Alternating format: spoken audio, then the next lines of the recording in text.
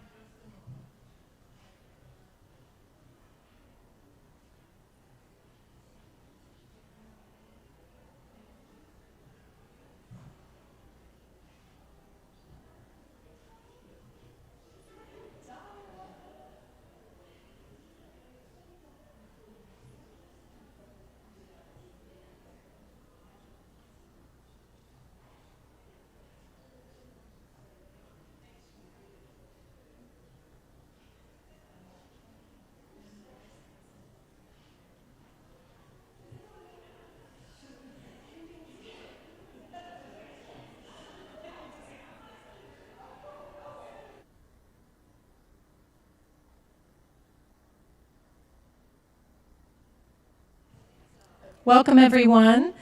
We will start in just a moment. I was reminded that unless you're speaking into a microphone, the people on the live stream and Zoom can't hear us. So whenever you're speaking, when you come up to ask a question, we're going to use the mic. So.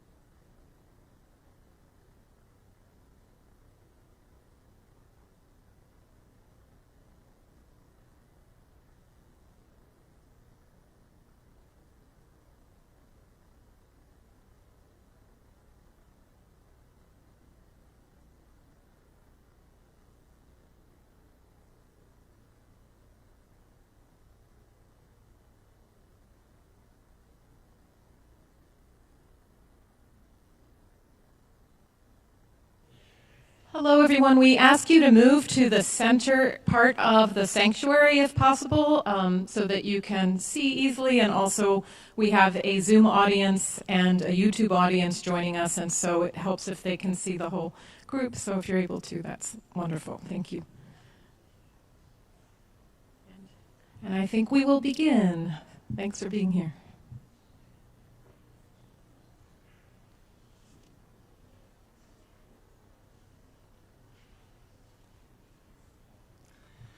Good evening, everyone, and welcome to Need and Needs Educational Equity Forum. My name is Julia Shields-Creste, and I am Need and Needs Program Director. We're delighted to have this opportunity to convene this thoughtful group of people, including educators, students, researchers, city leaders, and community members, as we explore the history and possibilities of education equity in Philadelphia. Need and Need's vision is to transform teaching and learning in Philadelphia public schools through empathy development, informed investigation, and civic action. At Need and Need, we train and support 3rd through 8th grade public school teachers in Philadelphia to complete year-long, student-driven civic action projects with their classes.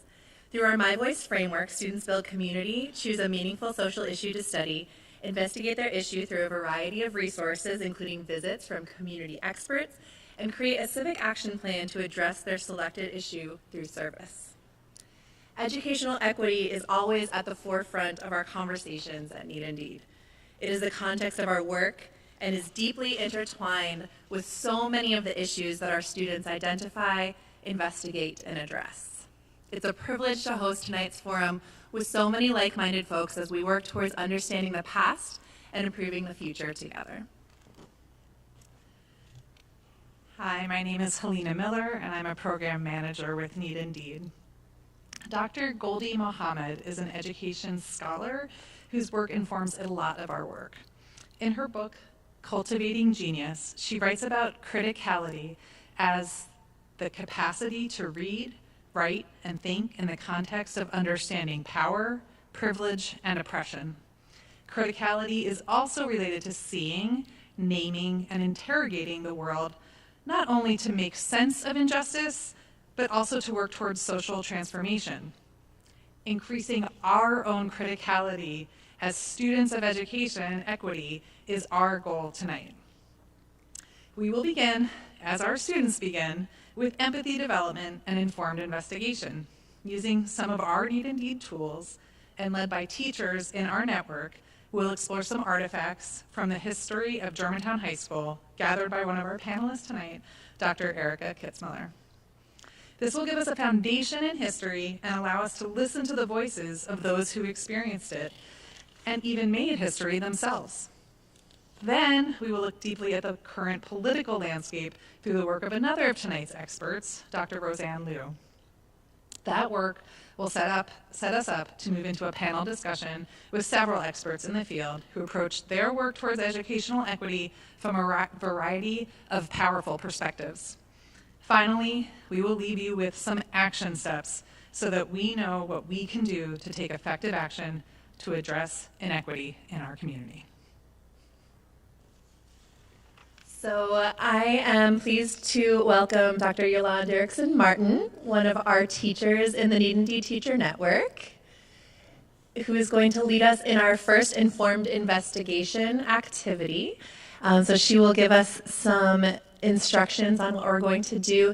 And I just also want to shout out Dr. Emily Getty, who is helping to facilitate for our Zoom crowd as well. Good evening, everyone. I'm so glad that everybody got a chance to come out.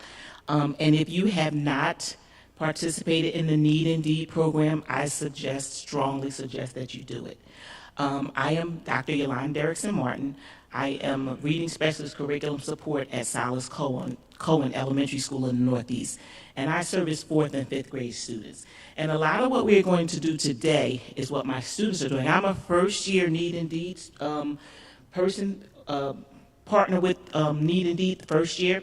My students love it, love it.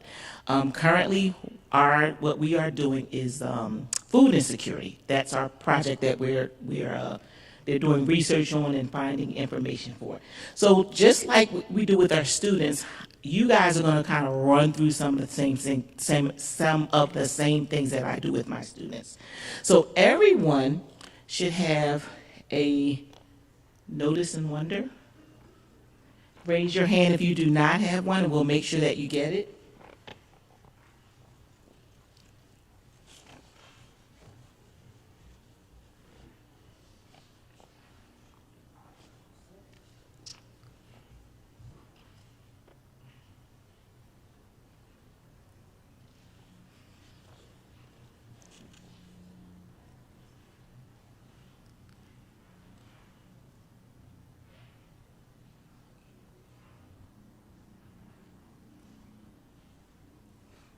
Okay, like I do my students, thumbs up when everybody has one. Okay. Thumbs down if you don't. Okay.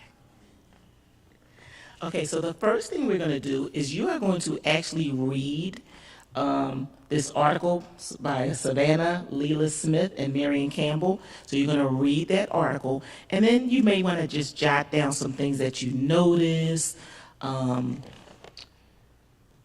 some things that stands out with you. We're going to give you like 2 to 3 minutes to do that, okay?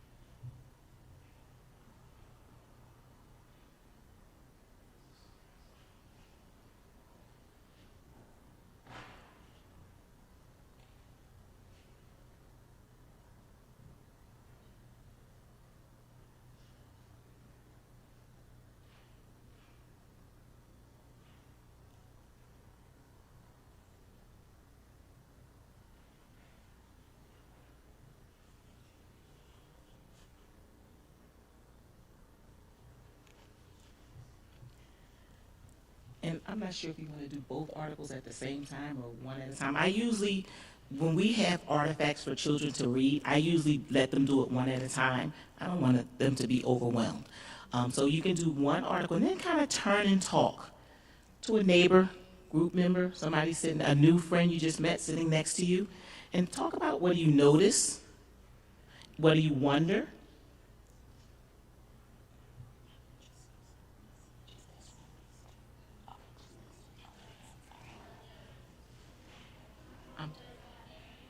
I'm sorry?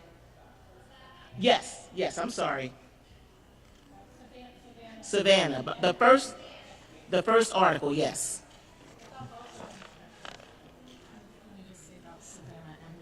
Yes, about Savannah and Marion. Yes. What do you notice?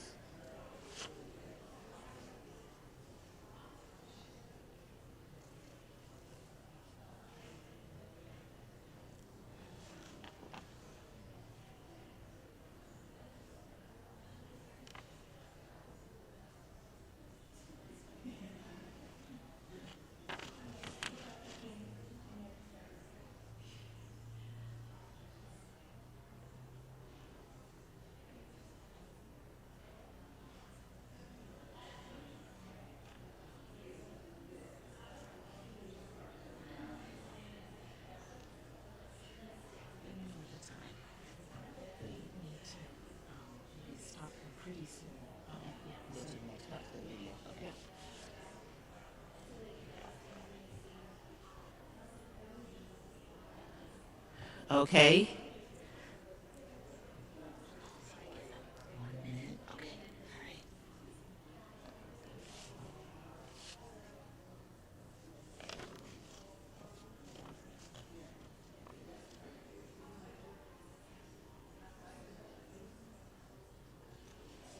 Okay, about 1 more minute.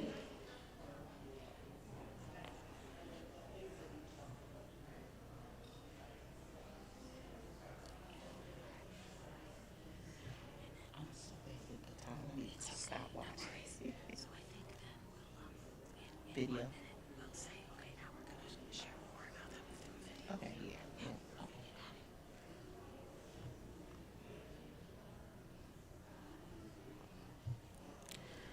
Okay, let's bring it back in. Ladies and gentlemen,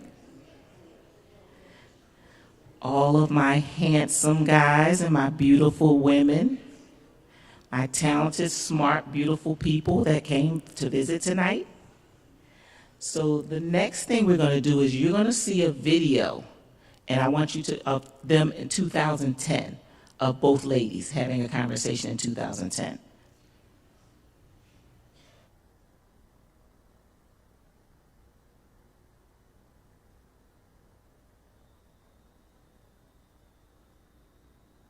And what I remember particularly was at Germantown.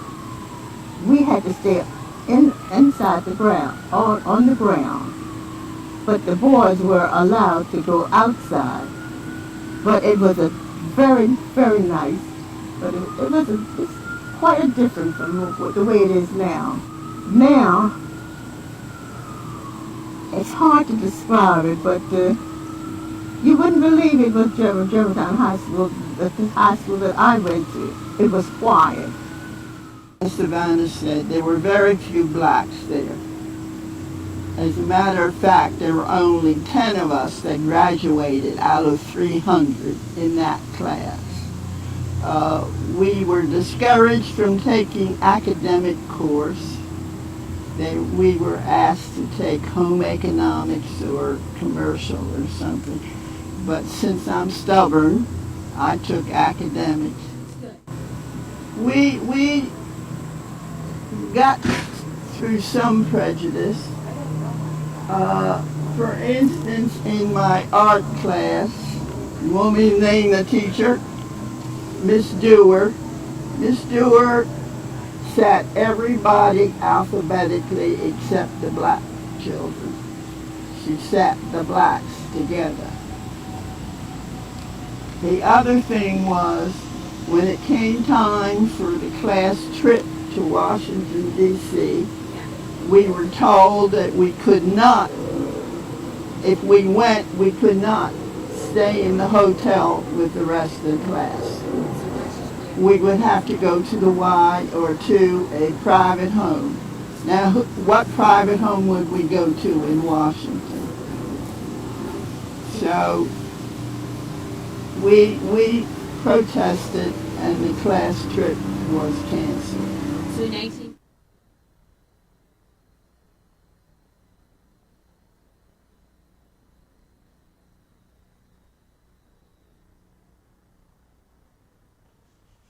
Okay, so after having seen that video of the two young ladies talking, I want you to turn and talk for 2 to 3 minutes. Talk about how did that change your perspective.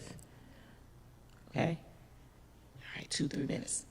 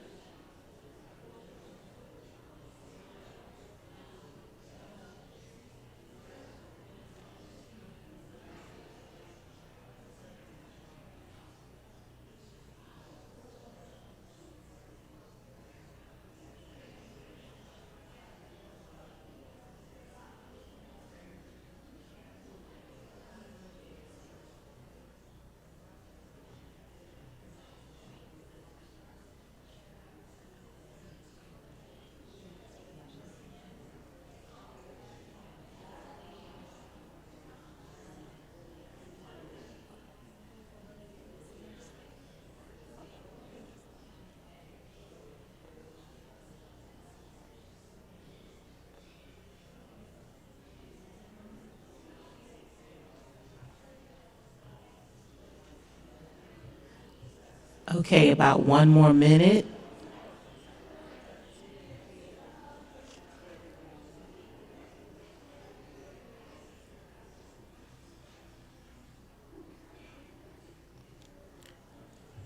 Okay, we are going to ask someone, would they like to share out? Any volunteers?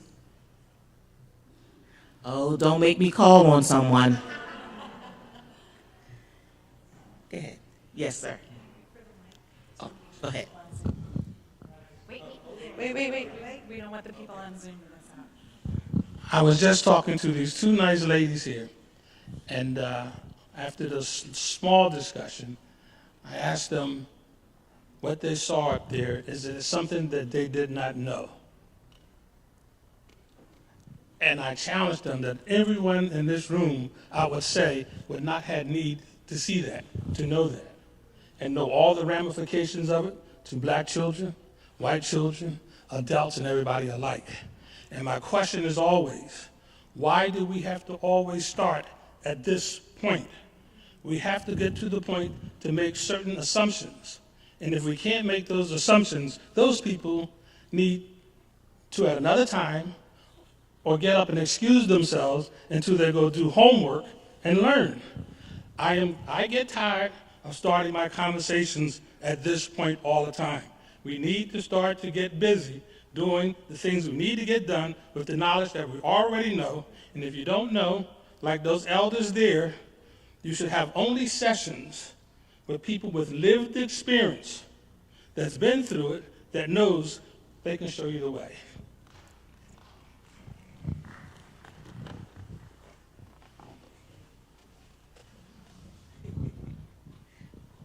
Okay, thank you for that.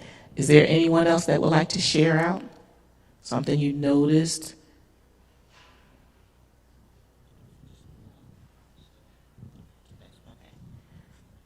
All right, thank you very much. Thank you so much.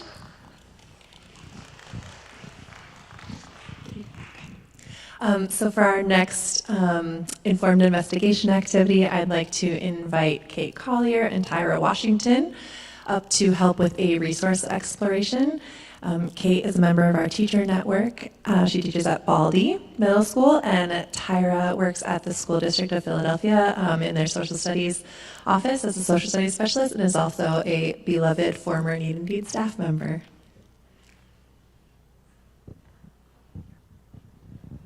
Hi, everybody. Thanks for having us here. We are going to do what we call a resource exploration. So if you head to page 2 in your packet, you will see the Philadelphia Inquirer article.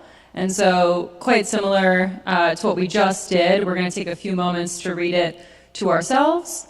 And as you are reading, we are going to be looking for a few answers to some questions, which is the last page in your packet.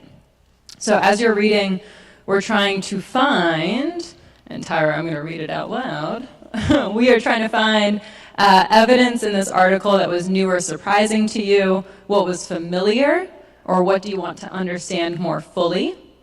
How does the information shared in the article make you feel? And really trying to be quite specific with that feeling word. And how does this article change or inform your understanding of the school funding decisions that are made in Pennsylvania? And then reflecting on the article, are there any new questions that have emerged for you? So again, as you're reading, you can kind of flip back and forth between the last page and the article.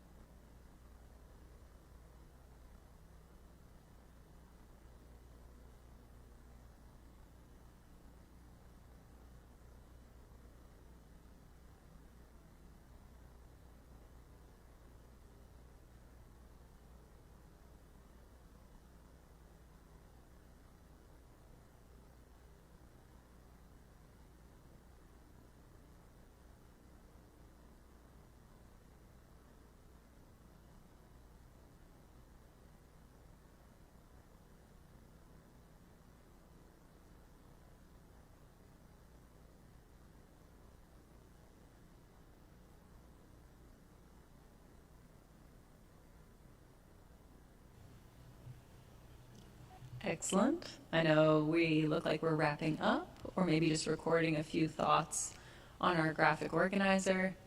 I think we might have time for a little bit of a turn and talk to share out.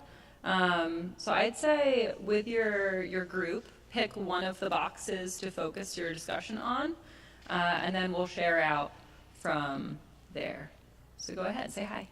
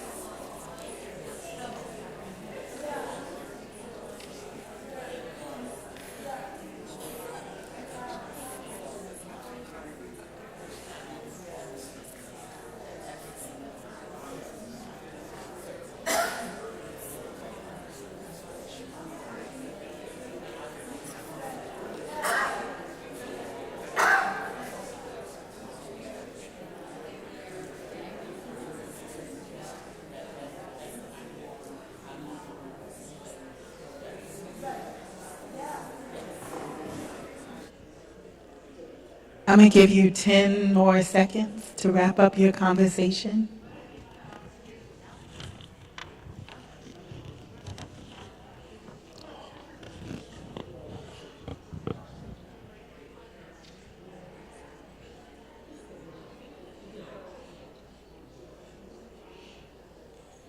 It seems like y'all are having a really lively conversation, so I hope that when I ask people if they'd like to share, tons of hands pop up, right?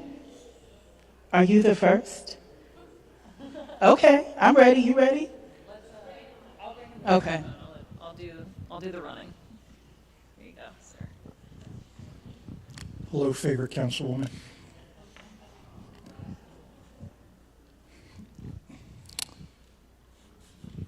Do you look at, in these disparities in funding, poor white school districts, because there are those in this state, and what happens with their funding? And are there similarities? If there are similarities, then is it race-based or is it class-based?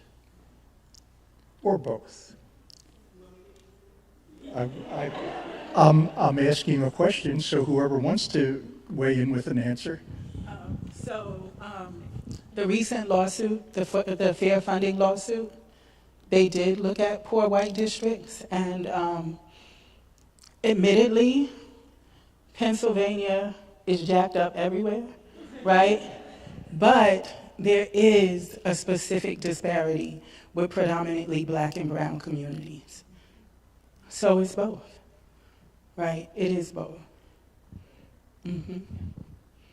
And I'll just say I'll just add, I'll just add that they controlled for socioeconomic conditions when they did this. So that's how we know that racial inequity was core here.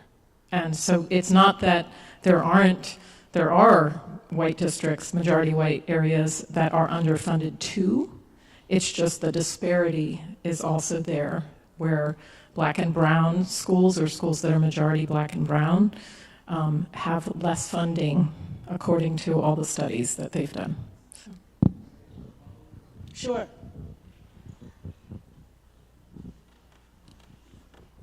So have you taken into consideration at all that some of it may be politically based? And by politically based, I don't mean Republican bad guys against Democratic good guys or any of that sort of thing. There's a history in this state with the state legislature. The majority of this Commonwealth is rural. And there's a thing between urban areas and rural legislators. So do you think that any of that political warfare factors into this, that is an issue that is apart from targeting race as the reason for underfunding? I don't want to, I'm trying to think of the 2-minute soundbite answer, but right. So definitely that is part of it. It is definitely part of it. But race is always at the core, because the reason the poor rural communities won't make different decisions is because of race. It is because of race.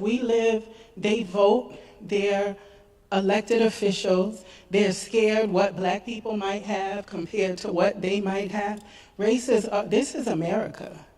Race is always at the core of it. There is a city versus urban, and I would, if I had time, I would go into the whole history of Fred Hampton, who organized in the Illinois chapter of the Black Panther Party. It wasn't the Chicago chapter, it was the Illinois chapter. And he was actually brave enough, work that I would not do, to go into rural Illinois and organize those communities so that they understood their economic conditions and didn't blame the black person, the immigrant, the gay person, whoever becomes the boogeyman, right? And, you know, he was later murdered by the state. But I'm saying that needs to happen in Pennsylvania too. Huh? Yes, the Alliance. So I want to give room for other people to comment as well, but I do want to say that the court case was across different districts. It was not only one area of the state, and that was done intentionally, and there are other people who can speak to that on the panel. Shakita, did you want to speak? I do. I just want to make it very clear that it's also attached to misogyny. If this was a male-based education system, we wouldn't be having this conversation. But because most of the people that work in education are women, we're having this conversation. Hear, hear. Okay. I will hand it back to you all. I forgot what I was supposed to be doing. Does anybody else want to share? And I just want to reiterate that this is how Need Indeed is done in the classroom. Students are given a resource. They're asked to do a deep read and then explore that resource. So when they are talking about social issues, they are having an informed conversation. Questions come up. We might have went and got another article, right? We might have went and got, watched a video. We would probably study the Black Panthers now because of me, right? But this is how we do the exploration in the classroom. Janet reminded me, Pablo Freire talked about the importance of reading together, studying together, so we can understand how we got here. I understand the frustration in starting with the video, but I don't think we should ever let them forget their crime. And I don't think we should ever forget our resilience. So I'm okay with telling the story over and over and over again. We might know the facts, but I'm not sure we know it in our heart. Because in Canada, when they cut education, the streets are shut down. You look on BBC in London when they are cutting education, they fighting, chairs are flying. And we know the facts, but I'm not sure it's here. So, anybody else want to share from your box?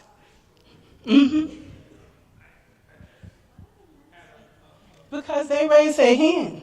You better get with the women until she spoke. But come on, women, raise your hand.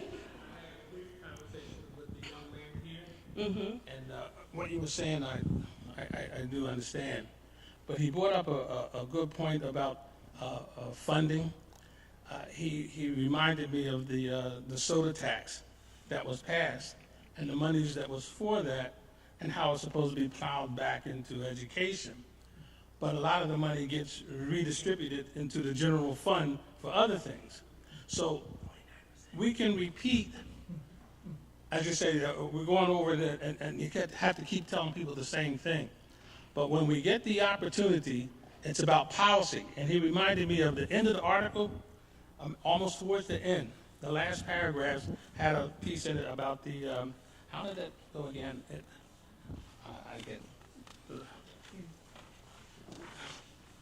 Can you read that for me? You don't know what I'm talking about.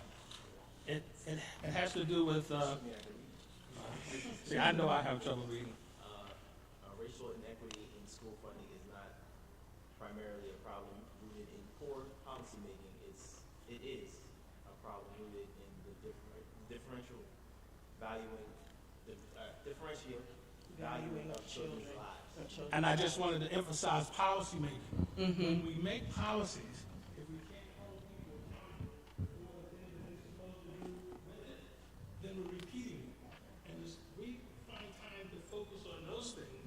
When these people at the table, that's something that should have been nailed down at that point so that the children can start to get the funds in the recreation centers and rebuild and all that stuff.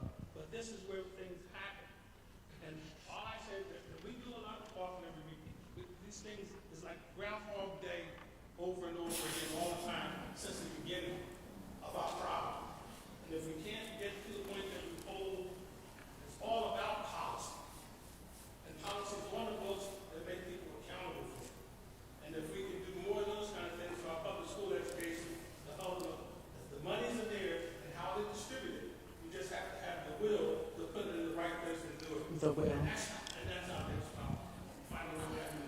You're not gonna get me beat up. I gotta wait for a woman to raise her hand.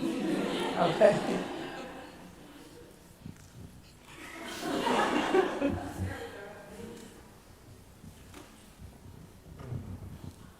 So one of the first things that I wrote down, even while I was still reading the article, was equity versus equality.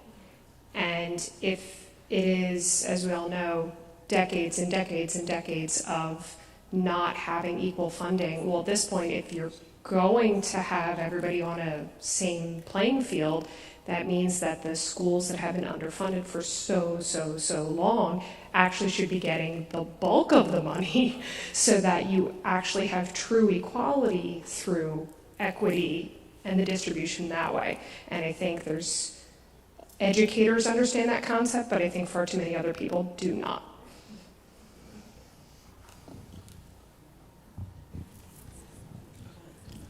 Okay. And then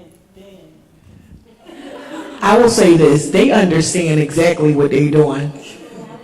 They understand it, they just don't want to implement it. That's the difference. We all know what's right and what's wrong. We all know what schools need to be, torn down, rebuilt. We all know what community is supposed to look like or what it's supposed to feel like. The reality is that we have not looked towards schools to be true communities, and we look at our teachers to be babysitters instead of being community partners. And when we start changing that perspective and how we deal with our teachers and our community, then we can gather and handle our business properly in Philly. I work for the school district, so I will not comment. Oh, that was a comment, I'm sorry. Thank you. So I think it's two important points that we're missing. We keep talking about fair and adequate funding.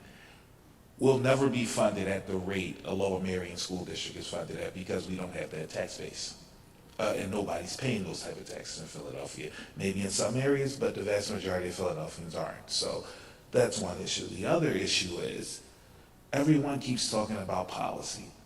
It's not a policy issue because we have the policy in place. It's an enforcement of those policies.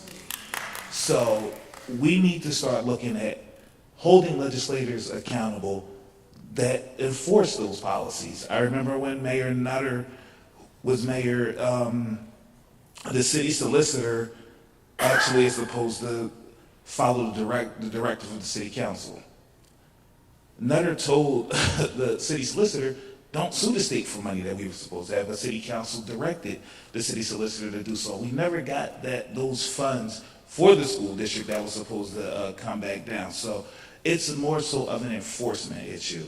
And start looking at how your legislators vote, because they may say one thing to us in public, but their vote says another. So we have to start holding them accountable on that, and all of their votes are public.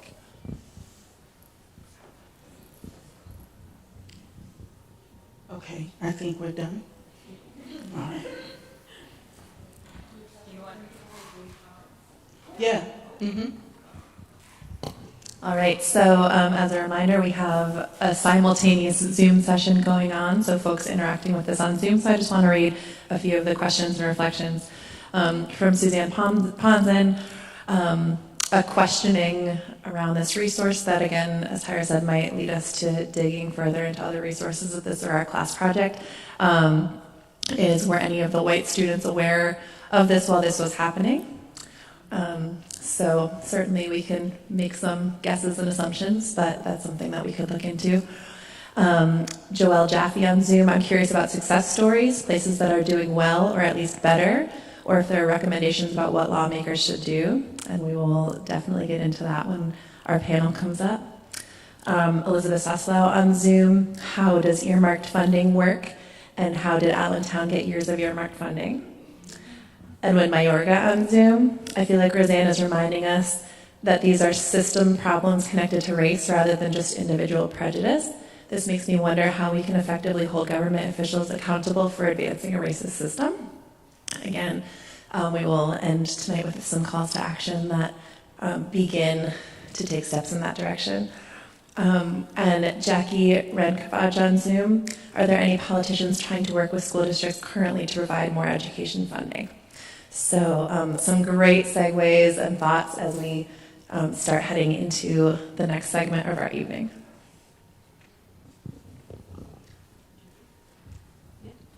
Yeah, I just wanted to draw attention to that questions box on your graphic organizer. A couple of our Need Indeed folks up here are going to start handing out some index cards for you to write your question on. And then we're going to use the index cards in a few moments. Ooh, have your name on the index card. To include the Zoom people, we want you to be able to read your question and then to be able to hear it. So if you could just put your name on the card, we'll be able to choose a few, find you in the audience, and let you read your question later. Thank you. So we will take the next few minutes for you to write your cards, write your questions on the cards while the panelists come forward and get ready to talk with you about all your many questions, to respond to your questions. Thank you.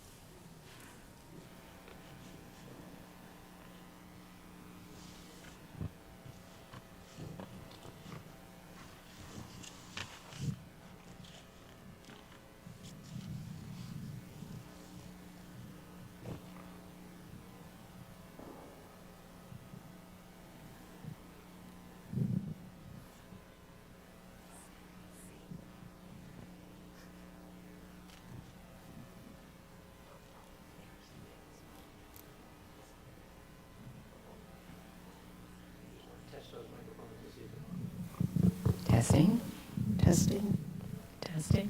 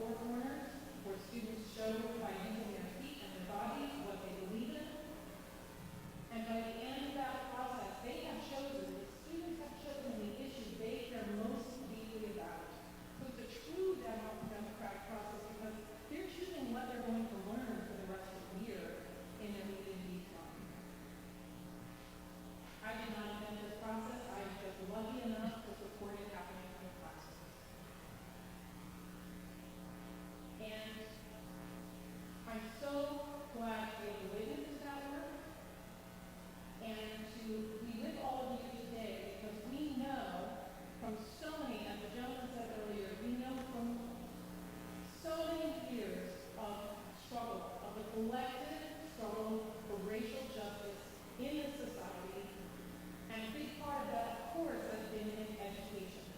A huge part of that struggle. And we've learned from Byron Rustin that we have to be inclusive.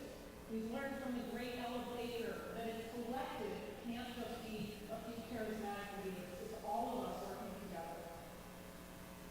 We've learned from Howard Finn that we always have to have hope at the forefront of what we're doing. We can't let go of that hope. And I see that in these classes.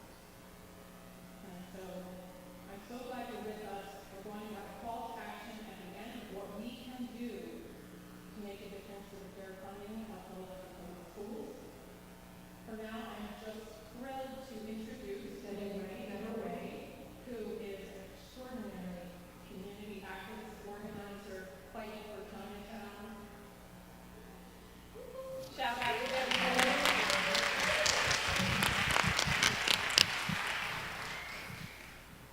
And she is also the founder of Asian Americans United, one of the founders of Folk Arts Cultural Treasures Charter School. She is also working for the School District of Philadelphia. She has given so much. I'm going to hand it over to her to introduce the panel. Thank you, Jenny. Thank you. Good evening, everyone. And this is an amazing panel of warrior women up here. I feel like this is the educational version of the Grammys. I'm going to do a quick introduction. Starting on my right is the incredible, marvelous Councilmember at Large, Kendra Brooks from the Working Families Party. And we have Kyra Atterbury, the Executive Director of Need Indeed. The author of that op-ed that we just read, Dr. Roseann Liu, Visiting Assistant Professor of Educational Studies and Asian American Studies at Swarthmore College.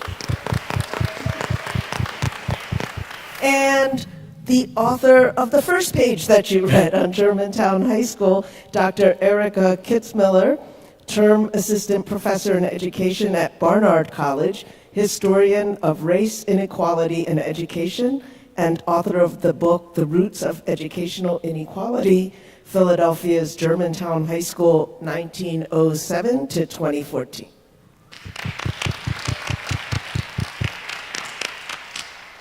Okay, so I have a first general question for each of you to start, and then once you answer, other folks can jump in if you so choose. But my first question for all of you is, what makes you passionate about educational equity? Like, is there a particular time you remember when you felt moved to address this problem? Yeah, so what makes me passionate about education equity is like I entered politics as an activist and organizer around public schools. You know, my children's school was slated to become a charter.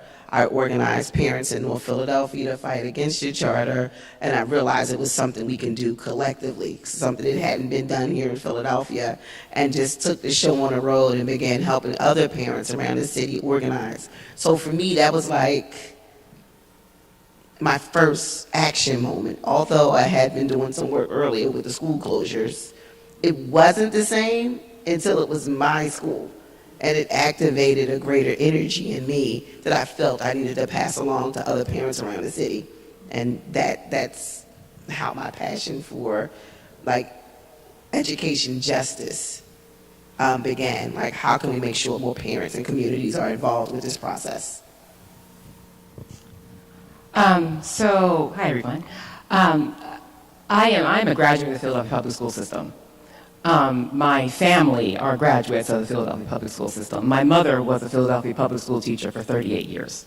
So teaching and education are kind of in my blood at a cellular level. So, you know, the first thing is I know what teachers sacrifice. I know what they do. I know that they go home and they work after school is over for hours upon hours upon hours for their students.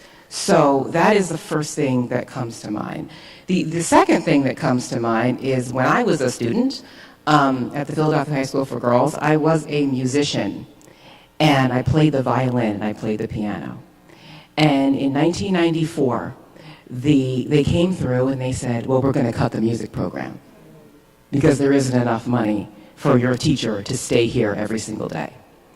And for me, music was a lifeline in school. I loved it. It was one of the reasons why I came to school.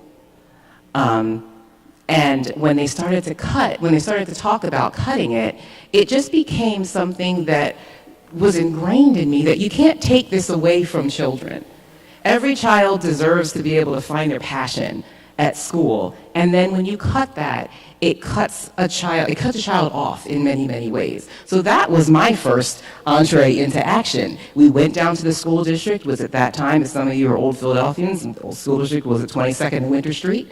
And we went down there and we would go and play and talk about, why it was important that that the music program stay in our schools. So all of those reasons are why this is just important. And also because I see kids and teachers every single day and how passionate they are and how brilliant they are, and they just deserve the world. So.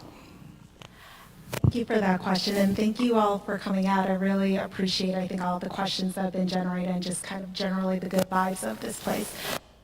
So I graduated from the New York City public school system, and my first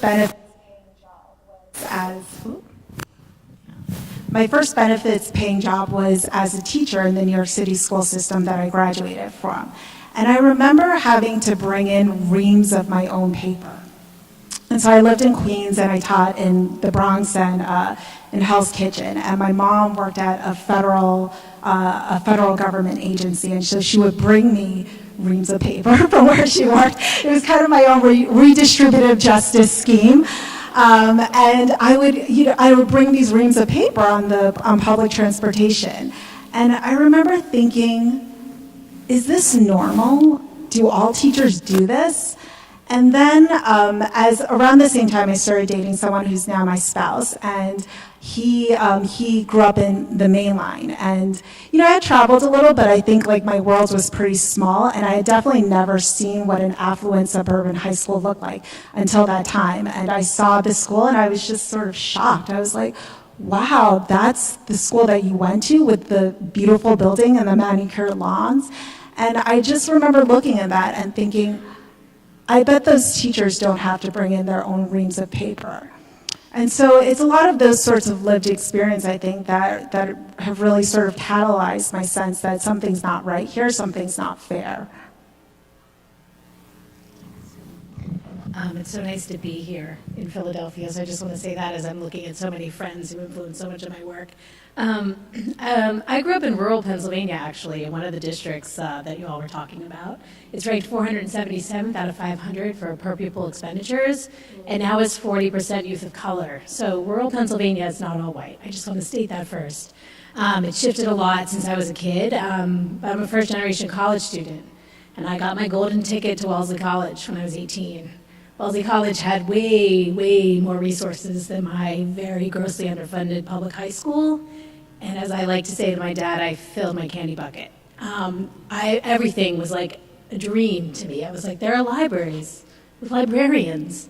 There are science labs with equipment. It was all different. And I watched my suburban and private school classmates just take it all for granted. And I remember my music teacher, I was a musician, and that saved me too. That's how I actually knew about Wellesley College, because the kid that I sat across from the orchestra went there, and I thought, I'll go there, why not, Hillary Clinton went there, I'll go there. And I remember my music professor in college telling me that I seemed very different than everybody else there, because I just did not take any of those resources for granted. And so whether I'm in rural Pennsylvania at home, or I'm across the street at Germantown High School, I see inequity everywhere, and I see resistance. And so it was just in my bones, and my parents just raised me to speak my mind at my kitchen table, and that's just what I've always done. So thanks, Mom and Dad. Yay. Okay, now I have specific questions for each of you. I'm going to start with Erika. What does the history of Germantown High School teach us about unequal funding in Philly schools? So I'm going to try to keep this short, and I'm like looking at my friends thinking, wow, they would have a lot to say about this too in the audience. I think number one, the history of Germantown High School has shown that public schools have never been funded to the level that they actually needed to be to operate effectively. Teachers were never, ever paid the salaries that they deserved. Kids never had the resources that they needed or deserved. And this community does not look like the community it is today. And so I think that's the other thing, is that the places that we travel in are not static. When that high school was founded across the street in 1914 or 1915, people have different opinions about that in Germantown, so I'll be very careful here.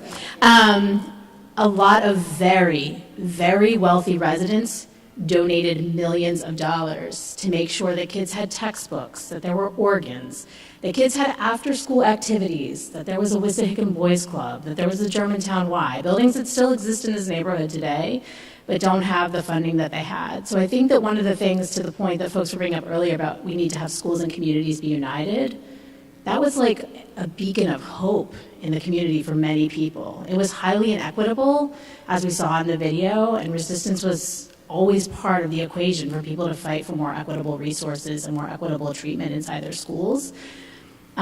We just never had the public government dollars that we needed to run schools effectively. I think that's really important. The other thing one thing that I think really about my book, even in the rear view so many years after I started it, is how much difference one teacher can make in the lives of a kid. There are so many stories we saw one video, but you could have seen really amazing videos that talked about one teacher who told a kid what they could do and the pathway that opened for them. And there were decades and decades of those stories. We were also talking in our small group about allyship, white Jewish students in Germantown supporting black students, especially when they went to Penn together. Those stories exist, not necessarily in the archives, but in lived experiences of people. And also teachers, and I'm looking at least two of them in the room that I worked with at Germantown, have amazing ideas of how to change their schools and work with their children if bureaucrats just get out of their way and let them do their job. So I think that that's really important too. I'm looking at Dennis Barnaby, who started like an amazing program. I'm looking at Dina Portnoy, who did the Philadelphia Schools Collective.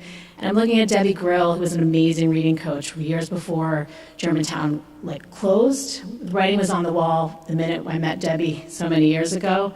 Those are just three people in this room who did amazing things in their classrooms on behalf of Philadelphia youth and families. Okay, thank you. The next question is for Roseann. What happens in Harrisburg when policy decisions about school funding are being made? So the short answer to that question is a whole lot and nothing at all. And so in the book, I use this term ever active stasis, and it's an oxymoron on purpose to signal that there is so much legislative activity for so little change, right? Especially the kind of change I think that people in this room want to see, which is racial equity in education. And in the book and in the piece that you all read today, it talks about how state lawmakers participated in this commission, right? This Commission for Education Funding. But in a lot of ways, it was very performative, right? It was for show. And I think that's demonstrated by the fact that every single proposal that was presented to them that would have achieved some real substantive change in moving towards racial equity in school funding was always blocked. You know, it was almost like second nature to them to block those things, and particularly the policy of hold harmless that you all read about. And so I think I think part of the question is, or is part of what you might wonder then is why, right? So why would state lawmakers be involved in all this work, right, that produced so little change? And I think in order to understand that, we kind of have to rewind to 10 years ago when Republican Governor Tom Corbett was in office. So some of you may remember this, that he cut $1 billion from the public education funding budget. Do people in this room remember that? Yeah. So I remember that very clearly because my daughter my first child was getting ready to go to kindergarten in the Philly public school systems. And I remember thinking, oh my gosh, I'm going to let my baby go into this dumpster fire of a situation. And so, you know, it wasn't just me. I think a lot of people were really upset by that. And Corbett ended up losing re-election, right? And he's seen as being he was the first governor in 40 years to lose a re-election. And I think it was really, in a lot of ways, a rebuke of his cuts to public education. And so that same year that happened, 2014, is the same year that the Basic Education Funding Commission started, right? And so one way to think about it, and those two things aren't coincidental, right? So I think one way to think about why state lawmakers participated in the commission, right, and participated in these sort of like performative acts was as an insurance policy, essentially, right? So that they wouldn't lose re-election. And so a lot of what they do in Harrisburg is very performative, I think, in a lot of ways. And so, you know, these tactics in a lot of ways were so common, and not just so common, so deeply on purpose, as one of my students said in a reading response, so deeply on purpose that I titled my book Designed to Fail. Because in a lot of ways, these systems were really designed to fail Black and brown students. And I really appreciate, I think, a lot of the comments in the audience where you've already kind of signaled that, right? That these are not things like, if you've observed public school systems, right, especially majority minority public school systems, these are not surprising things, right? And that it does in a lot of ways point to the people in power and how their actions, right, are deeply on purpose in terms of maintaining the racial school funding status quo. Okay, next question is for Councilmember Brooks. How do funding disparities impact public school teachers, students, and families in Philadelphia? You know, we see it every day, whether it's our building conditions, which affects everyone, whether it's the quality of education children are receiving, the lack of holistic approach, you know, not servicing the whole child because not enough teachers, not enough support staff, the class sizes are too big, unsafe building conditions. It's so many. And when I think about this, I'm reminded, Erika, that when Germantown High School closed, I was working at the Beacon program.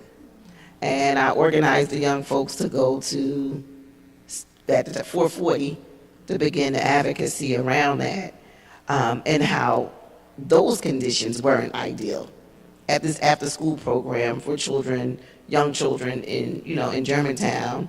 But that sparked something, and it's just shame that poor Black, brown children have to feel the disparity and fight at 14, 15 years old just to say that we deserve a quality education, we deserve to keep a neighborhood school, and we deserve more. So like, it affects people deeply. And if you want to connect it, if you think about the Corbett cuts in 2008, and you look at the disparities that we see in our young people, whether it's around gun violence, and the murder rate of those young people are the same folks that would have been in school at that time when those drastic cuts were made to public education, when we lost teachers. And one statistic that kind of stays with me when I fought for Steele School, we went from a K-5 to a K-8 in 3 years and lost 27 staff members. Right. This is what happens when poor policy, poor implementation of policy, and backdoor deals are made at the expense of our children. And this is why, collectively, so many of these people in this room, I'm not going to start naming, we've been in this fight a long time, but it's not over. Like, we cannot rest until our young people deserve and get more. Whether our teachers, even the next generation of teachers, are walking into situations far off than the teachers that are in this room or some that are retired have experienced. And it's our collective responsibility because, the government wants to point to a boogeyman, sometimes the government is the boogeyman. And in order for us to break down those barriers, we have to be active participants in government. And that's why we have to continue to do this type of work and build more folks into these networks, because that's how we're going to change the status quo. Hold people accountable. Wow. You know, I read this thing the other day, and it kind of reminded me, there's like, you know, the United Nations has these conventions on human rights, and one of them is on the human rights of the child. And the United States is the only country in the world that has not ratified that convention. 193 countries have ratified that convention, and the United States is the only country that will not ratify a convention that says your country is responsible for giving the best that it has to its children and meeting children's fundamental human rights. So, like when you were talking, I kept thinking, this is like bigger, this is about like our entire country's attitude towards children. Anyways, Kyra, I have a question. What can we do to support classroom teachers, students, and families? Value them. Value them. I wish I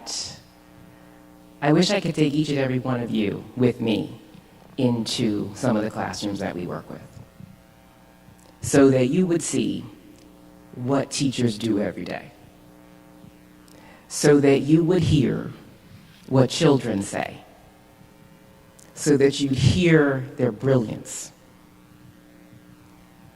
And I shouldn't have to take you in just to have you value them, right? Like, children are to be valued. Teachers sacrifice of their time. They are spending their own money to supply their classrooms, right? So my first thing is value them. If you have a teacher in your life, I think we undervalue partnership and all the ways in which we might be able to partner with a teacher. Maybe they need a ream of paper. You can ask them what they need. Maybe you have an hour a week that you could come into the school and help with a reading group. Maybe you could go and organize the teacher's bookshelf. You know, all of those things are so helpful to our educators. I think sometimes, I was a teacher as well, sometimes teaching feels very isolating.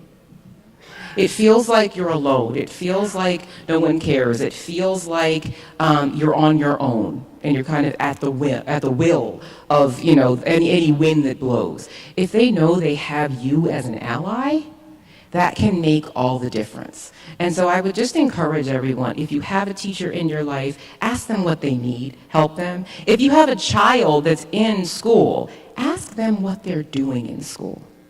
So the other thing that's really important here is when we think about curriculum. So I think funding is one thing, right? We definitely need to make sure that our schools are funded. We also need to be thinking about what our children are learning and doing in the classroom. And that children in every single school in Philadelphia and beyond deserve an education that is rigorous, that is challenging, that cultivates their minds, that allows them to be creative, that allows them to expand their imagination. So asking your students, what are you learning about? And if you're not happy with what they're learning about, then talking with their teacher about that. Often teachers don't have a lot of control over curriculum. So that's another thing that we can lobby, you know, for more rigorous curriculum, right? Curriculum that connects classroom with community, right? All of those kinds of things are things that I think we can do to support all our families so that we're involved. I think sometimes schools feel like bastions on hills, and they don't have to be. They could be places where we're involved. Okay. Now, this is a question for everyone. What can we do, like people in this room, people that might be listening on Zoom, to affect change so that funds are distributed more equitably in this state?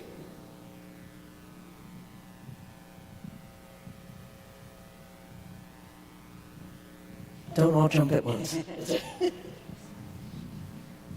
I mean, I mentioned it earlier, you know, I'm going to say the advocacy, the organizing, the speaking up, the connecting across the Commonwealth. For me, even as an elected official, in order for us, this last school budget, this came down here in Philadelphia, I, as part of the education committee for the city of Philadelphia, organized municipally elected officials from across the state to collectively go to Harrisburg and meet with the decision makers in Harrisburg to make sure we got a better education budget. And that's me as an elected official, and I still have to organize and be an activist for our communities. And that's what earlier I mentioned is a collective issue. We have to collectively come together, and the accountability is key. But part of the accountability is making sure we're in conversation with the lawmakers, and not just the ones here in Philadelphia. You mentioned you're from rural PA. People have family members across this Commonwealth. And we need to make sure that across the Commonwealth that we know that we are all in this together, whether it's Philadelphia or Meadville. These are some of the little places I met along the way with school board members saying, if you want what you want in Meadville, we need this in Philadelphia, Wilkesboro, all across the state. We have to collectively come together and demand more. And it's not just my responsibility, it's a collective responsibility. So I encourage people to join organizations that are doing education activism, education organizing across the Commonwealth, because it takes all of us. I didn't get here without doing the work that some of you guys are doing before. I entered this once again through organizing and activism and speaking up for not just my child. It can't be an individualized effort. I was speaking up for all children, the ones here in Philadelphia and the ones in Meadville that I've never met before.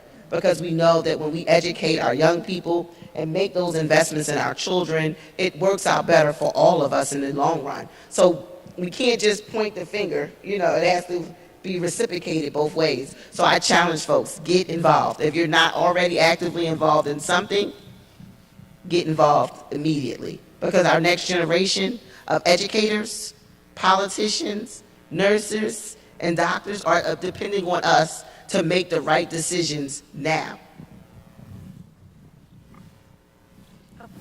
Yeah, I'll just piggyback off of that. I really appreciate that comment. I think one of the things that some of the education funding coalitions have done a good job of is making people aware that it's not just a local issue, but that it is a statewide issue. I'm not saying it's not a local issue, it is a local issue, but it's really also a statewide issue. And so I do think that there is a lot of strength in building cross-district solidarity, and I think that's really important. But I also think it's really important to center the children who are really been experienced the most harm out of this, right? And these are the majority minority school districts. And so I do think it's important to build solidarity with some of the poor white rural districts in the state, right? But I don't think that Black and brown children should get sacrificed at the altar of class solidarity. And I think that history tells us that oftentimes that happens, right?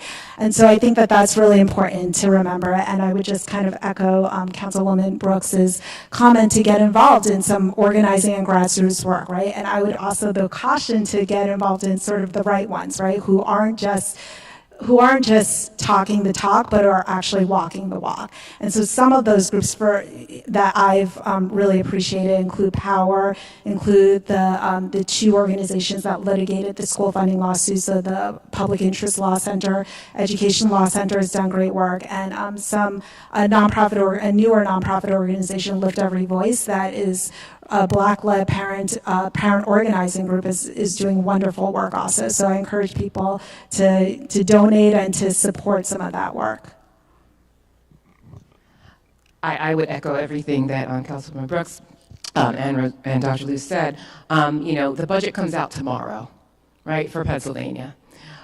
So I think it is important for us to be vigilant about what that budget says. I was fortunate to be in the room with the lawyers that argued the case a few weeks ago And, you know, one of the things that I think that we'll have to really do is put pressure on the legislature to ensure that this funding comes through.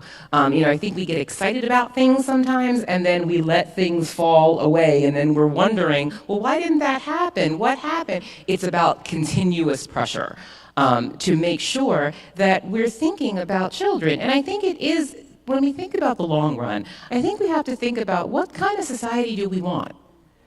Do we want a populace that is educated, that's curious, that, you know, understands how things work, that has a way of problem solving for themselves, or not?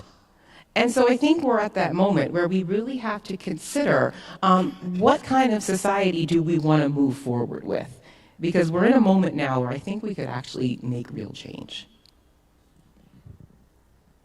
So I would echo everything that's been said, but I just want to say one other thing, is that we have a big election coming up, and Title I funding is on the docket, right? So that we're talking a lot about state funding, but since I'm in the great state of Pennsylvania, where I was born and raised, you all are really important to 2024 and thinking about who's going to be in the White House. So I would make a lot of phone calls, and I will tell you that I worked for Northeast Pennsylvania. Northeast Pennsylvania is going to be a really important place, just as important as Philadelphia. So maybe reach out, and if you have time, you can do it virtually. You don't have to go to Scranton. You don't have to go to Wilkes-Barre.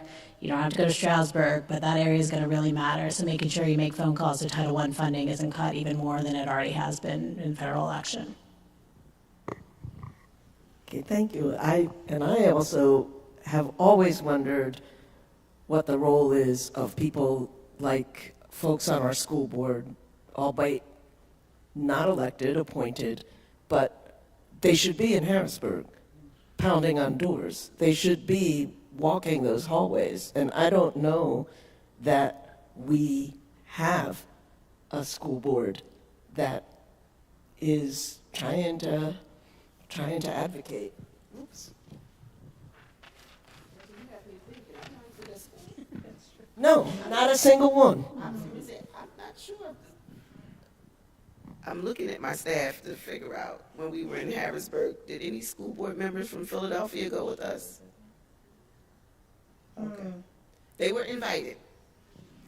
No, I said that because I knew they did not go. I knew they did not go. And I can say a whole lot of stuff that maybe colleagues of mine can't say because I'm getting ready to retire soon. But our superintendent, our deputies, our school board members, they need to be out there, and they need to take risks for their teachers and their students and their families. Otherwise, they should just get step down. Step down. Boss. Okay. I think we have questions from the audience. Yes? We have questions from our Zoom audience and also from this audience, so I'm going to hand it back to Julia. Thank you. And I think I'll take this over here so I can see the people I'm talking to. So let's start with a question. Several folks in the room had questions just about generally how funding works in Pennsylvania.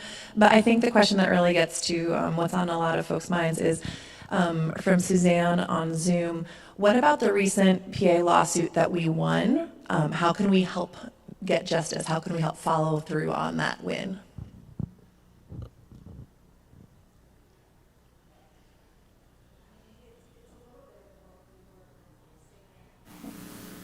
Hello. Okay, there we go. What we were saying earlier, the state lawmakers, I mean, I think it was clear from my op-ed, they're not going to just give it up because of lawsuits that they should. I mean, I think it was a really important victory, and I think it was a really important resource for us to organize around, right? But I certainly, and I think most people who follow these issues are not naive enough to think that the state lawmakers are all of a sudden going to actually, turn over all of this money because the judge said that they should. And so I think it does really involve keeping people accountable for their actions, right? So everything that we've been talking about, which is, voting, but also pounding the pavement, going to protests, calling elected officials, all those sorts of things are really important to making sure that, I think as one person said, that it's not just that policies are created, but that they are actually implemented and followed through with. And can you walk us through like what the next steps are? Anybody who knows, so we won this case, but as Kyra said, the budget's coming out tomorrow, and then there will be budget hearings through June. So I know we'll talk a little bit about this at the end too, but like what happens between now and then? Between now and then, we have to wait to see if they make the allocations towards the money. Someone mentioned, and I know it seems so far-fetched, but a lot of this is very performative. I'm going to just say it. We have to make sure the money is allocated towards this in order for it to move forward. And sadly, government moves slow. Nothing moves fast.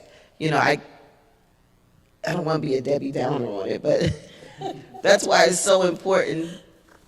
It's important that we have to stay vigilant and active. We can't let the issue die. We can't let it fall by the wayside. As long as you guys in the audience, on Zoom, continue to uplift this issue, we get closer to implementation.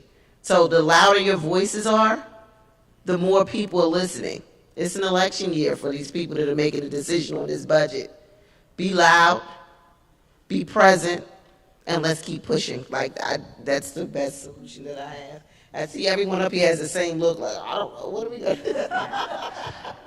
I would also add, so PA Schoolworks, which I think is one of the resources that you have, has amazing resources and talking points. So when we call our legislatures, call them with an informed way of speaking, right? So we know like that achievement gap is or that funding gap is $5 billion. Right, so saying that we need to, put this money into our children, right? Because this is about, again, a society that we're building towards, right? What we want for children, what we want our future to look like. And the texting calls, they do work. A lot of times people are like, no one's paying attention. We do track text messages, we track the phone calls. We remember when people ask us about it at public forums. So continue that outreach and push, because the public pressure does make a difference. Thank you. So there's a question, is there anything that education college students can do to aid in making a change right now? And I'll add to that, I know that we have some 8th graders in Need and Deed who are looking at education funding and education equity as their Need and Deed project this year, who are either on Zoom or will be watching this afterwards. So I'd say both college students, but also other Philadelphia students, what can we do to get involved?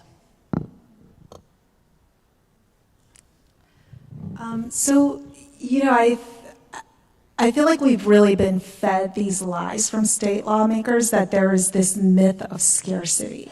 Like we've been fed this narrative so much, right? And I think what it's led to in lots of instances is also a scarcity of imagination. And, I remember a few years ago that the superintendent at the time decided to open schools early, right? It was going to open in August instead of in September. And they went to school. My kids went to school for one day. You're laughing because you remember. And then they promptly had to close the school because it was like 100 degrees and no air conditioning in Philly public schools, right? And I remember reading this article where a parent said something along the lines, I can't remember the exact quote, but along the lines of like, I didn't even know that we should ask for air conditioning. And that just struck me as being so incredibly sad, because I think that along with this scarcity, this narrative scarcity that we've been fed, right, is a scarcity of imagination of what we deserve and what we should demand of our elected officials. And so I guess the answer is like, what can college students do? So I feel like college students are great at dreaming, and that's, I think that's a great thing. I think that's a great thing, right? And I think that part of what they can do is to dream outside of what we have right now. I think that scarcity has been normalized, and we need to really expand our imagination and think beyond it and think about what kind of world and what kind of public education system we want and we deserve. Thank you. Anyone else want to speak to that? Well, I just have a funny story about my son's. When he was in a Philly public school that had no air conditioning, and his teacher wrote to Home Depot and asked for fans. And they got a donation for his classroom for fans, but they were these huge industrial fans that you use on construction sites. And my son was like, so every time he needs to turn the fan on, he says, okay, kids, grab your papers. And then we all have to go like this. And then he turns on the fan, and he lets us get cool for a little bit. And then he turns it off, and he goes, okay, now get back to work. And it's funny, but it's not. Yeah. Sorry. Yeah, those are the conditions. Those are the actual that people are learning conditions. it and teaching it, yeah.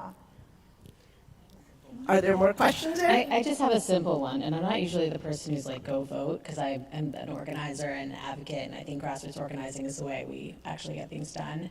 But just make sure your friends who are 18 and older are registered to vote and know where their voting polls are. Like, the number of students I talk to in rural America that don't even know that they need to know that they have to register to vote. They just assume they could just, and they don't know where their voting poll is, so it's like such a simple one. But having worked the 2020 election here in Pennsylvania as a volunteer in Northeast Pennsylvania, just make sure they know where to vote, what time it is, and that they're registered. So that's like a simple one, but kids are great at that. I had another idea for college students. Our colleges don't pay real estate tax. They pay pilots. Maybe. Some of them, at least one does not, right? I think there's a... At any rate, college students, you can do organizing on your campuses to get your campuses to actually pay what they should be paying in real estate taxes to support our schools. Thank you.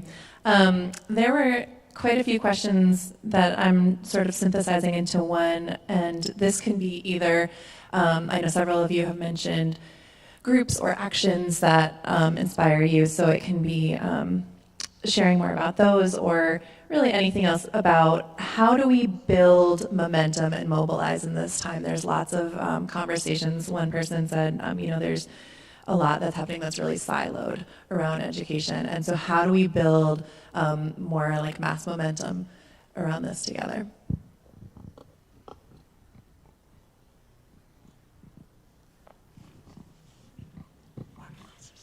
We need organizers in schools, like parents.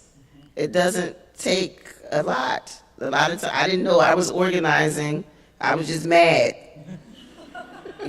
So everyone in the schoolyard, every car that pulled up, I had my little flyers, and we're going to make something happen, and we did. That's what we have to do. It's just that simple, and it sounds really simple, but it's not easy.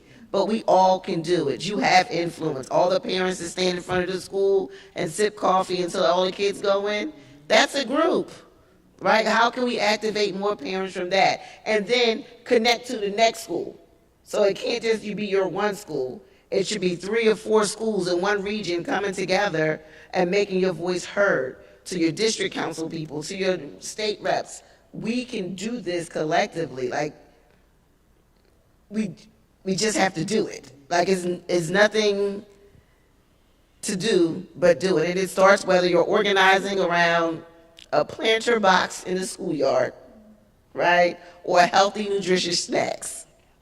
right? We can continue to expand from that to make sure that your school has a nurse or leveling, or a librarian.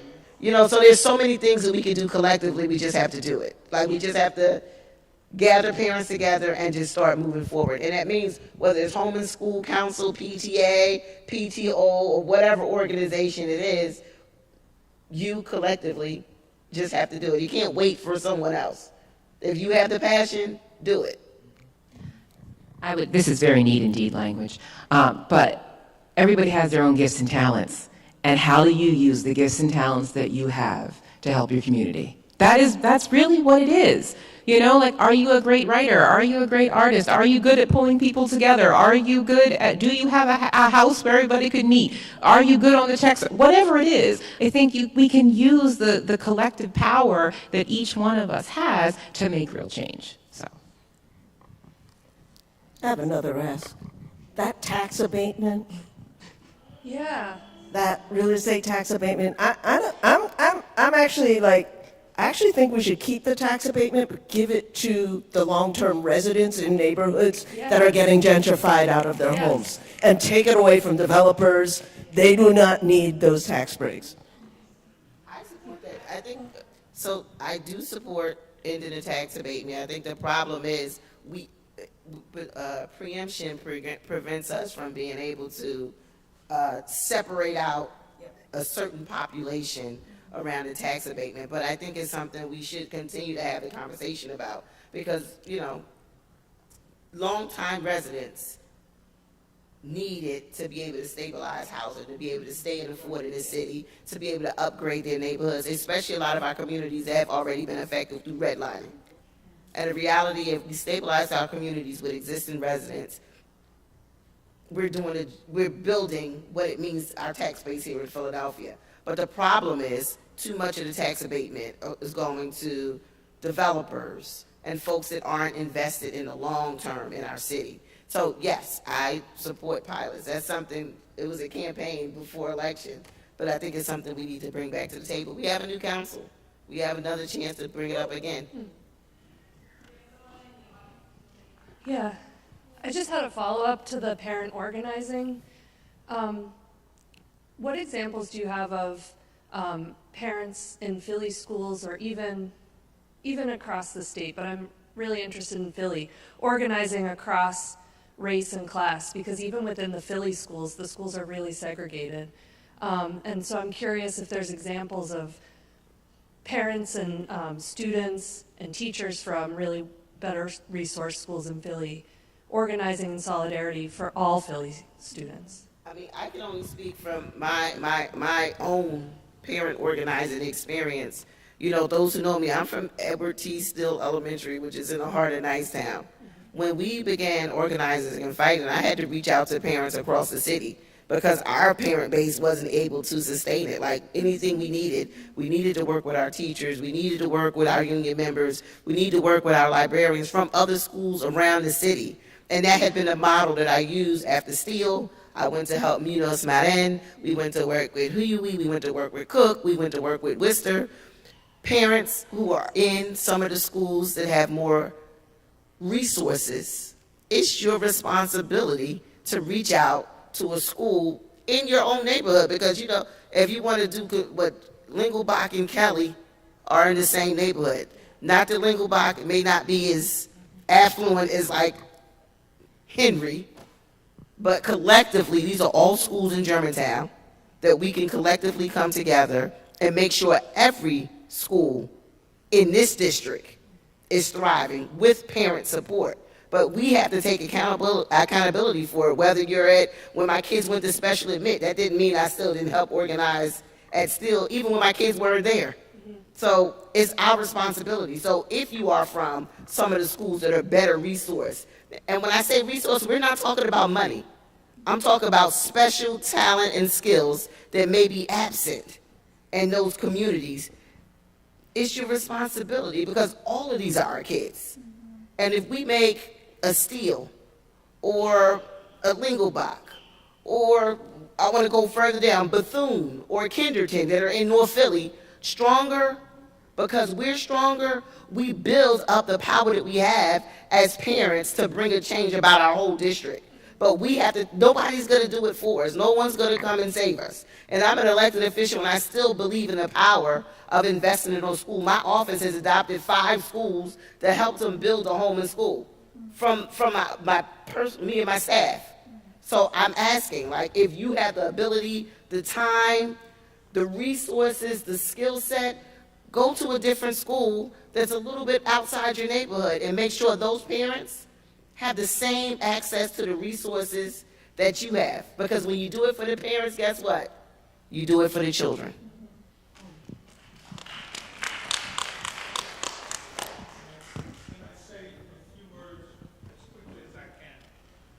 Is that maybe it's this building, it's the sanctuary. It feels like a testimonial type of thing. But let me share this one thing with you. It's a date that's so important to me now. It's October 19th or the 29th, 1989. I'm listening to the program of Bill Cosby in Runnymede, New Jersey, where I'm working over there and the job has gotten me over there. I have I'm divorced, and at the time my oldest daughter is entering Drexel. My next daughter is in high school. And the program was named Theo's Gift. And the program was about the trouble the Hustables was having with Theo just wasn't getting it in school and all. And to come to find out that Theo had dyslexia. And it hit me so hard that I could not go to my job for 2 whole days because that was me. I'm 40 years old, and I did not know that until that time. And it changed my entire life around and getting active, not only in my community, but everything else.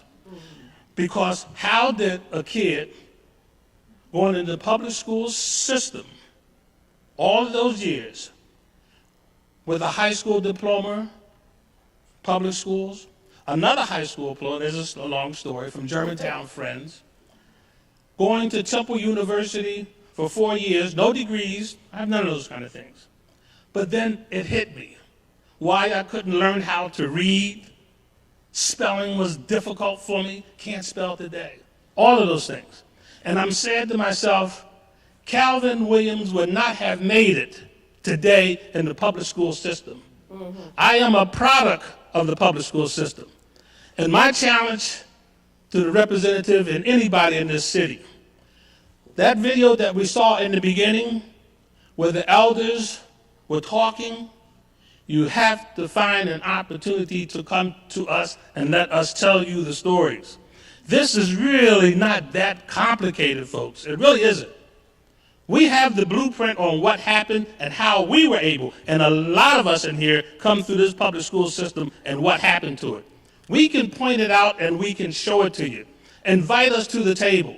When you get to make those policies and all, we need to be at the table to help you to tweak it the way it needs to be. And things like the money not going to the right places, those things will come out from the elders.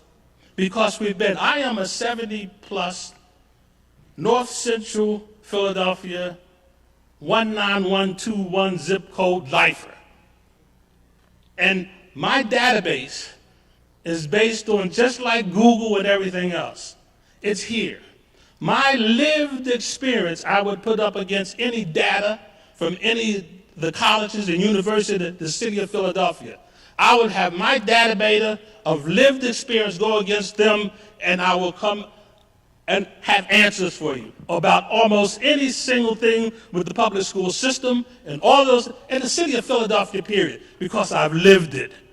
And that's the challenge that I'm putting forth to do. Bring me to your tables, all of your tables, with all of your things, me and the rest of the elders that we've seen on that screen. And we'll get you there. Thank you.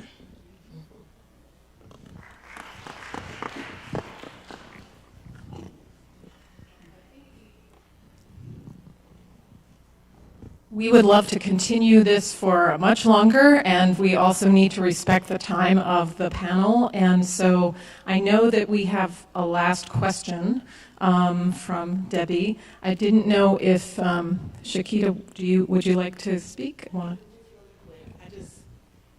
I just want to know from the panel, how do you bring collective joy into organizing without creating trauma bonds?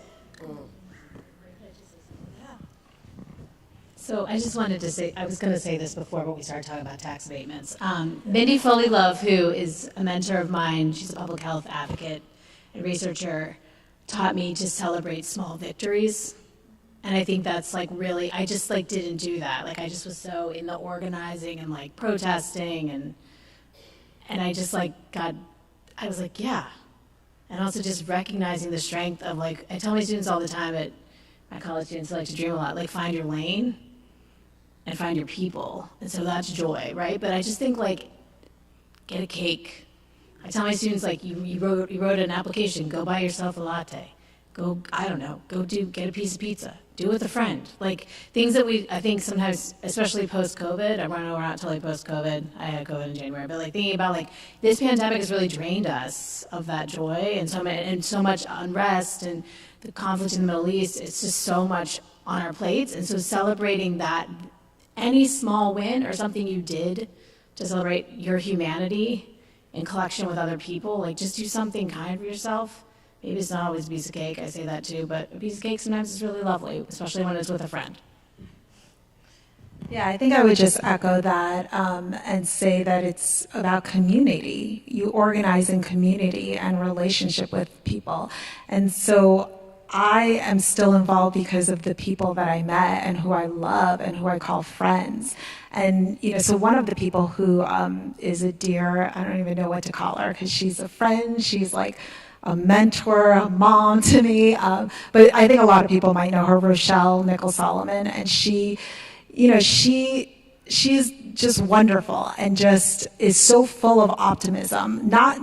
She knows Philly Public Schools, right? And she'll sometimes say like it breaks her heart and it makes her cry. But she is also just so full of optimism and so full of joy. And so just being near her really makes me optimistic and full of joy, right? In the face of like horrible dumpster fire things, right? It makes me joyful. And one of the things that she had said when she received an award from ELC was that she talked about her mom and how her mom passed on this organizing gene to her, right? And how she said her mom was one of these people who made the desert bear fruit.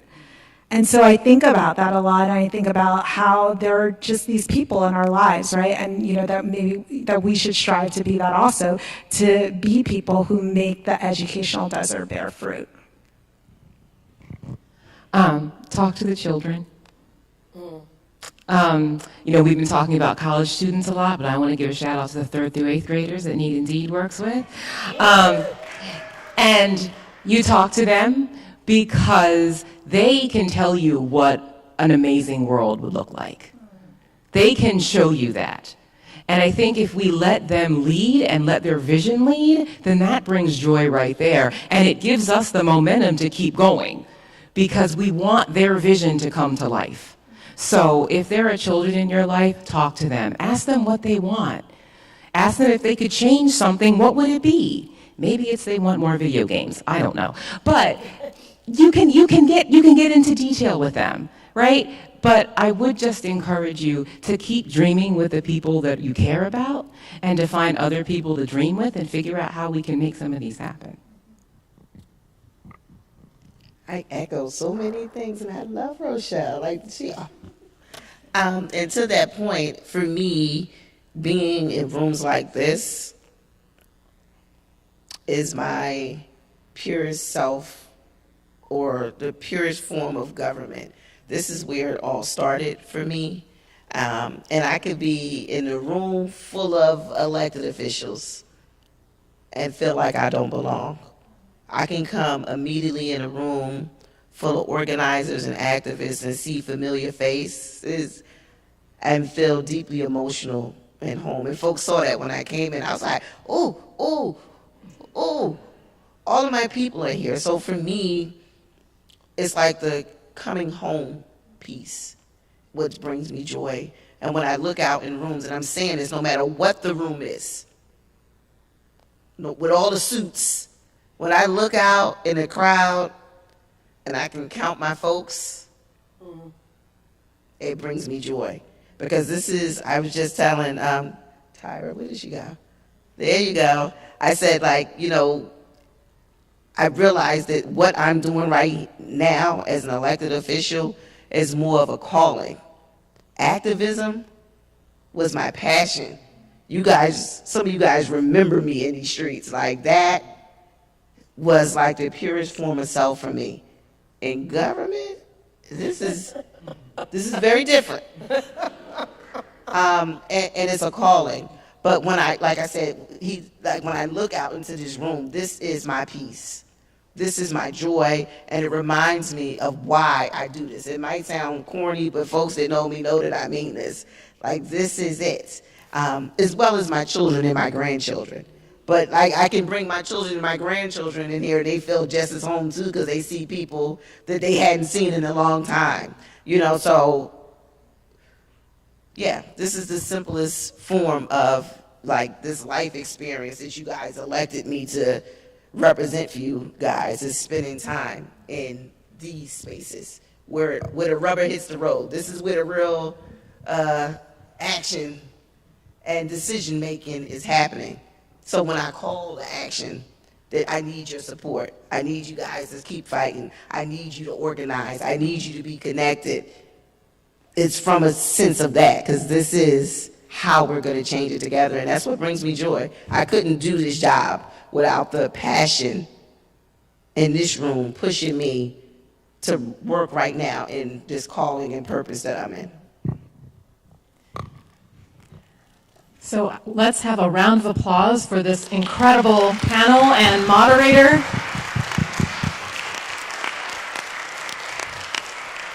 What a powerful evening. Thank you all so much. We have some gifts for you that we will share in a moment. We also have a short feedback form that we want you to please complete before you leave. It's very short, very quick. We have pens and forms in the back. And we will be sending an email with additional thoughts about what you can do next. For all of you who kept asking, and we were thinking of all kinds of ways, we are going to keep learning what we can do next. That information is going to come to us over this next week, over the next couple of weeks, and we will send you a follow-up email about what you can say to your Pennsylvania House representatives, what you can say to Governor Shapiro's office, what you can say to any of the politicians that you want to write and call. There are lots of organizations that are creating those email templates. If you have very little time, you can just copy and paste it, send it. So all of that we will send you. Just stay in touch. If you are from an organization that has great ideas of what you can do, email me, and I will get that out to the people who came here tonight. Okay, there are some flyers on the back. I'm going to just make sure, I don't know if Debbie had any last thing she wanted to say before we close. Did you want me to do this call to action? Yes, absolutely. Okay, so I was tasked to do this call to action, and just sitting here, I got inspiration because, Ella Baker, right? Like, we who believe in freedom cannot rest. We who believe in freedom cannot rest until it comes. So, I think everyone in this room believes in freedom. And so, call and email your Pennsylvania House and Senate reps, and do it more than once. Do it like once a week. So how many of you are going to call your rep? Raise your hand. Come on, everybody's hand should be up. Because unless you live in Jersey and we don't care about you, how many of you are going to find one other person to make that call? That's all you need to do. Get one other person to make that call. Now we got 100 calls coming in. I feel like I'm on, what's that TV show that you sell things? TVQ, yeah. When you call, you're going to demand fair funding, and you're going to bring up the points that are going to be emailed to you. And remember, there's a lot of groups in Philadelphia working on these campaigns. These include Children First, the Education Law Center, Lift Every Voice, Pennsylvania Schools Work, Power Philadelphia, and the Public Interest Law Center. So if any of those strike your fancy, you can reach out and maybe volunteer in your schools. Need Indeed. Find out what 3rd to 8th graders have to say and become a community partner in Philly public schools with Need Indeed. So you saw some of the partners here today. You saw some of the teachers here. Come on out, give it support. Let's show the children of Philadelphia that we're ready, willing, and able to fight for them. Thank you all for coming.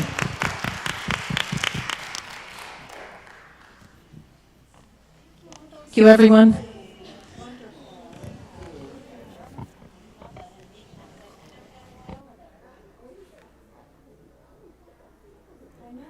We who believe in freedom cannot rest. We who believe in freedom cannot rest until it comes.